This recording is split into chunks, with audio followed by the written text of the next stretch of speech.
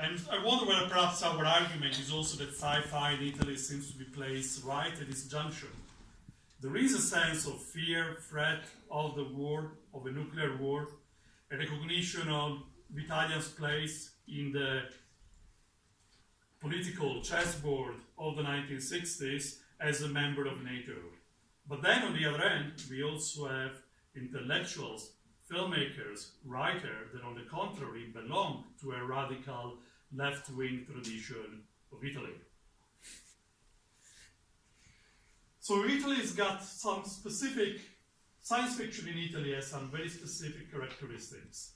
Again, this is not to demonstrate that the field is particularly broad, but when we think about film, literature, comic books, we can see a number of interesting examples in the 1960s that again are really both about repeating what we see in other countries and reinventing it in a local, national scale. So two important names to start with, Italo Calvino and Primo Levi, the Auschwitz survivor who wrote If This Is a Man, The Truth, and Our Books.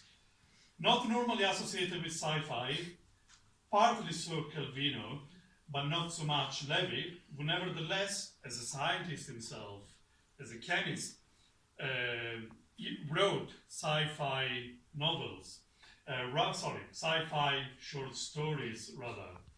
Collected in the book was covered, you can see reproduced there, Storia Naturale, that is also has an interesting, it is quite interesting also the way in which it anticipates the plot of certain famous later sci-fi movies.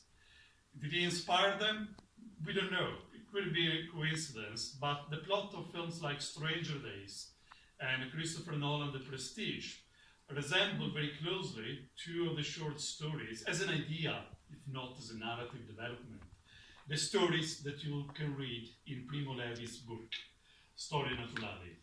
What both Levi and Calvino have in common in their writing of short sci-fi stories, something perhaps that differentiates them considerably from many of the Eastern examples we have discussed so far, and also from Western and American examples of science fiction, is the fact that primarily, despite the fact that this is science fiction, perhaps you will also consider placing the books at the local library in the humor section.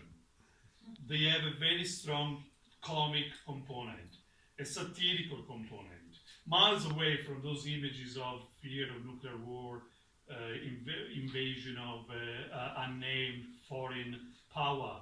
They are very much ironical, satirical studies of Italian society in the 1960s. And if this is what I'd call highbrow sci-fi, we also need to consider that there are other examples that perhaps don't quite belong to this word, to the more highbrow, intellectually committed side of science fiction in Italy.